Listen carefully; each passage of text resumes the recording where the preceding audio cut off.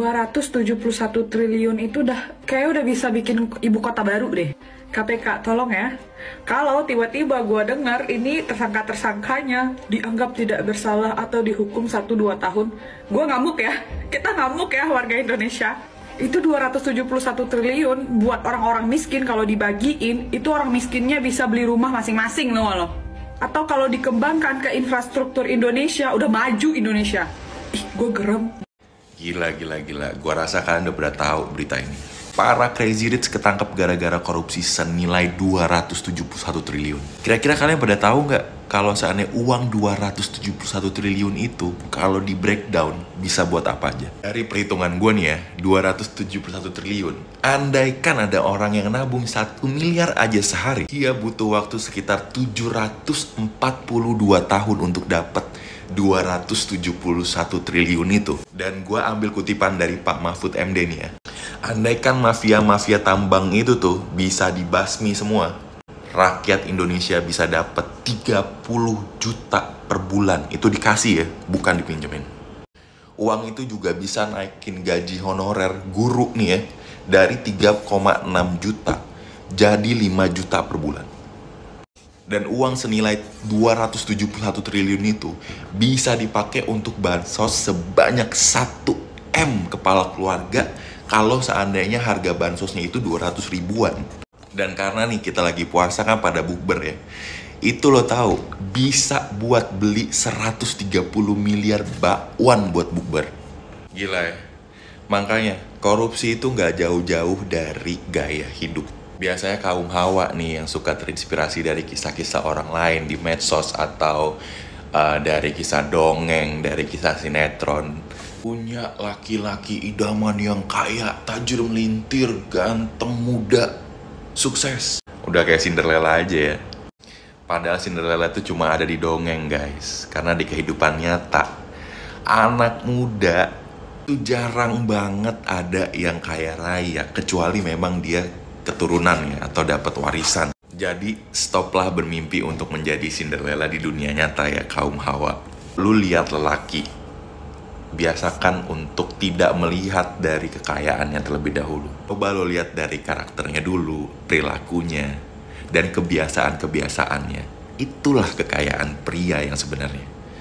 Ketimbang dari harta-harta yang mungkin aja kita nggak tahu itu didapat dari mana. Kalau sampai kejadian kayak gini ke lo, gimana tuh?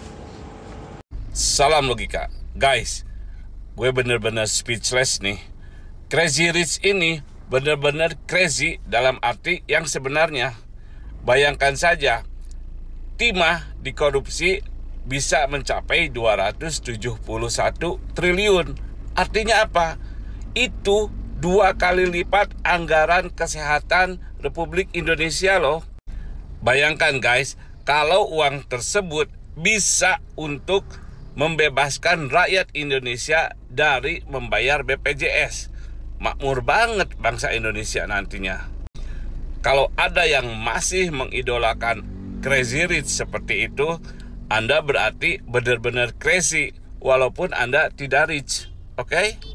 Ini semakin memperjelas bahwa kebanyakan orang-orang yang korupsi itu orang-orang yang sebenarnya sudah kaya raya dan berkecukupan. Orang miskin mana ada yang korupsi? Guys, ini gue mau ngebahas masalah si HM. Dan ini masih analogi gue ya, bisa dipercaya enggak. Jadi gini, si HM ini, si suami artis ini yang ketangkep adalah mak comblang antara si tuan rumah. Yaitu tuan rumah itu si punya perusahaan dengan tamu yang tak diundang adalah penambang liar yang melakukan penambangan di lokasi tuan rumah. Nah, cara si tuan rumah dengan si tamu tadi atau penambang liar itu tidak ketahuan dengan tuan rumah, yaitu tuan rumah adalah negara, ya negara kita ini nih, dengan cara sewa menyewa, ya. Jadi apa yang disewa itu, yaitu pelebur timahnya gitu kan.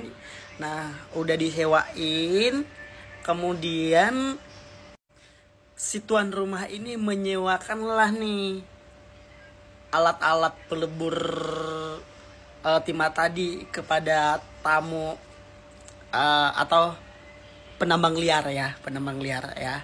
Nah itu. Jadi guys, dengan hubungan tadi sewa menyewa, si tamu yang tadi itu dengan bebasnya melakukan kegiatan di sekitar si tuan rumah ya. Jadi sebagai uang terima kasih, si tamu liar tadi itu menyisihkanlah sedikit keuntungannya untuk si Mak Comblang ya, sebagai reward lah udah dipertemukan dengan si tuan rumah. Nah jadi guys, si tamu tadi undang tadi itu ngasih bantuan kepada masyarakat sebagai safety dengan cara corporate social responsibility. Padahal sebenarnya itu dia ngasih bantuan itu bukan sosial bukan corporate social responsibility ya, tapi lebih ke upeti sih kalau menurut gua. Nah, jadi untuk ngasih bantuan ke masyarakat ini yang kata gue yang CSR ini itu diatur sama si perempuan yang sudah ketangkep juga gitu. Jadi dari awalnya itu yang dari Mak Comblang yang sedang saat ini berkasus mempertemukan antara si tuan rumah dengan si tamu biar terhindar dari si yang punya rumah yaitu negara, dan si tamu yang tadi menyalurkan bantuan kepada masyarakat dan yang mengatur adalah si perempuan itu. Ya itu sih kalau analogi gue, mudah-mudahan gue nggak salah ya. Iya kalau misalkan salah ya ini kan cuma pendapat gue doang. Thank you guys. Ya apa yang bisa bikin seorang kamu yang kamu bilang kamu hidup dari susah bisa sukses tuh apa? Ya ini pekerjaan Helena Lim yang sebenarnya mengapa dia bisa kaya dan bisa disebut sebagai crazy rich gitu ya, yang hidup bergelimangan harta gitu, beli barang-barang mewah, tinggal di rumah mewah gitu ya. Ternyata ini pekerjaannya ya, ikut komunitas pertambangan timah yang merugikan negara Indonesia sebesar 217 atau 271 triliun. Bayangkan itu duit sebanyak itu ya, jika dibagikan ke rakyat Indonesia ya, per orangnya boleh dapat 1 juta secara percuma tanpa bekerja. Ini baru timah loh, timah gitu lah, baru timah. Gimana pertambangan-pertambangan yang lainnya? Jadi saya teringat oleh perkataan Bapak Mahmud bahwasannya jikalau tidak ada pertambangan ilegal di Indonesia, rakyat Indonesia akan mendapat duit secara gratis-gratis dari pemerintah itu di atas 2 juta per kepala gitu ya. Tapi heran saya ya, dia berani gitu ngevlog hartanya gitu ya, dia nggak takut gitu ya, dia ada keberanian yang luar biasa dari diri dia gitu, dia confident sangat apa yang dibuat dia itu resmi. Asanti saja bertanya gitu pekerjaan dia apa gitu, makanya bisa dia sekaya ini gitu. Dan dia pun menjawab dengan ragu-ragu, sebenarnya lihat tatapan dia tuh ragu-ragu gitu kan.